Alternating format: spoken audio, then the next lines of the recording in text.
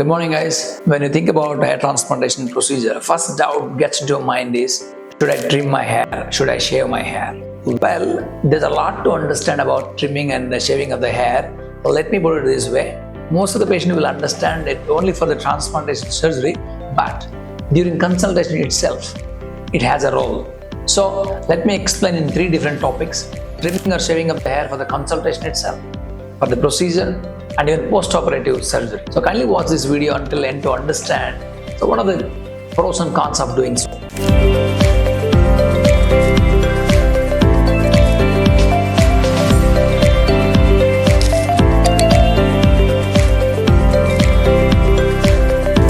I'm sure most of the people are aware of trimming of the hair or shaving of the hair before transplantation.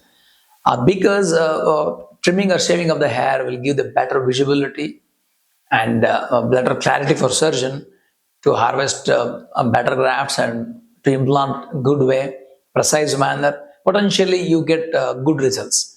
Well, this topic I really want to make it in 3 different headings. Number 1 is how important trimming of the hair during consultation.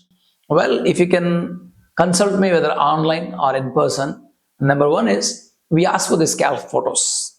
There are few guys who will send the photos with hair. Some guys will share photos without hair. They've been habitual to trim the hair. So they will really share the photos with complete shaven scalp, which would not give us any idea. Because if you try to share photos without hair, I'm sure we'll not understand the extent of baldness, will not understand the ongoing hair loss, will not understand the hair texture also. There are few important factors has to be analyzed during consultation, let it be online or in person. If you can come with complete shaved head, obviously we cannot plan a better plan for you, because surgeon will lose the idea of extent of baldness and estimating the kind of hair texture and hairstyle you are going to adopt. All this really matters for surgeon to give you better plan. Well, here there's a problem with always availability of the grafts. That plays a crucial role. Because of that reason, plan is very much important. If you don't arrive at the good plan, I'm sure you'll not get good results. That's the reason when you're doing consultation, you need to come with full hair or trimmed hair, but not shaven head. If you shave and come, definitely your surgeon will lose the idea of making a better plan for you. Well, in this perspective, I really wanted to discuss something else. One of my team was talking to one patient about asking for the share the scalp photos. Of course, obviously he was been trimming the hair and he was not happy to grow the hair and show the pics. You can even see that he has given a review, a negative review in our clinic's reviews. Well, I really want to explain you guys. It is very much important to understand that even you come in person to consultation or you want to share online scalp photos, kindly understand that without hair, we cannot analyze and suggest you. And that too, when you do online consultation, it's a must. If you have a shaved head, shaven head, obviously we can't even understand what exactly you are suffering from, and we can't even suggest you any plan. So that means maybe your practice that you are not going to grow hair, that's a different story. But from the surgical point of view, we need hair to understand better. Scenario 2, I had seen a patient recently in my consultation, came with kind of a military buzz cut hairstyle, where we observed a backside donor area as if someone is already done a FUE. But with clear examination and patient history, he had never done any transplant, but that looks like he has done a transplant.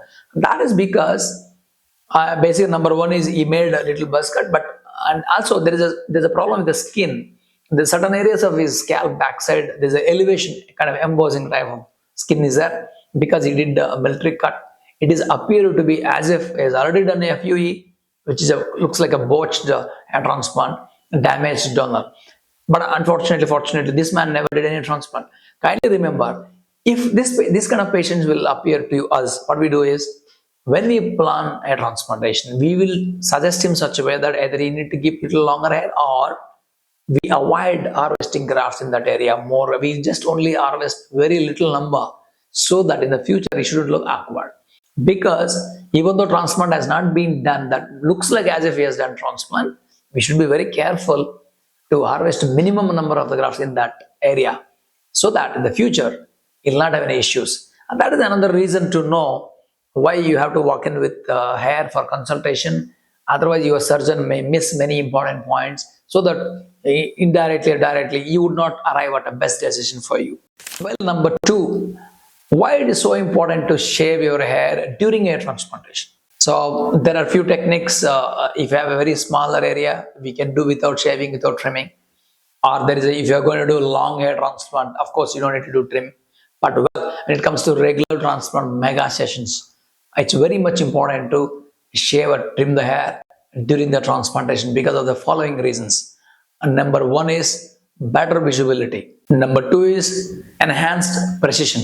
Number three is easier extraction. Number four is reduce the risk of infection. Number five, better graft integration. These are the five important reasons why we are going to shave or trim your hair.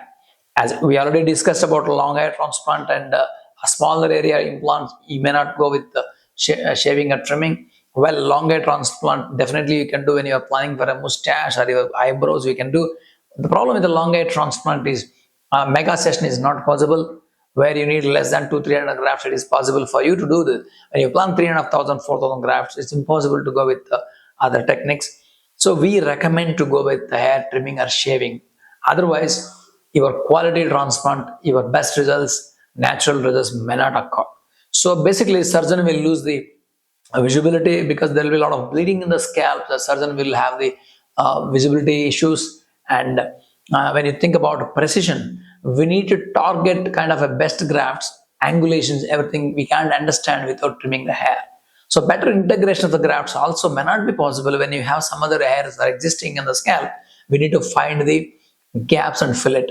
So these are the ways to surgeon to analyze your scalp and understand and potentially get you a better results. If you don't shave it, if you don't trim it, probably we cannot get dense packing for you.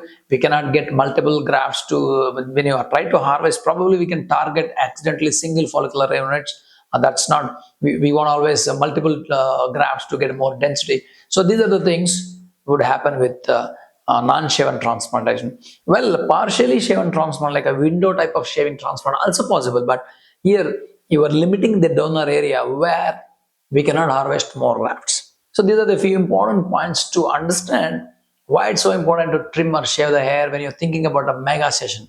So that would lead to a best outcome for you. Third point is, when do we trim the hair after transplantation? So most of the people again they ask me, I'm sure after 13 days of the transplantation, 1-3, you can trim your hair, not to shave. You can take a machine, make a zero size and trim it, no problem. Well, after 1 month, if it is necessary, you can shave it. But usually when you do shaving and trimming during the procedure, your hair will grow hardly 1 or 2 centimeters after 1 or 2 months. Probably you don't need to shave it. Well, most of the people have a problem with a kind of a not a balanced donor area and implant area. It doesn't look like uniform. For them, we suggest a 1-3, 13th day.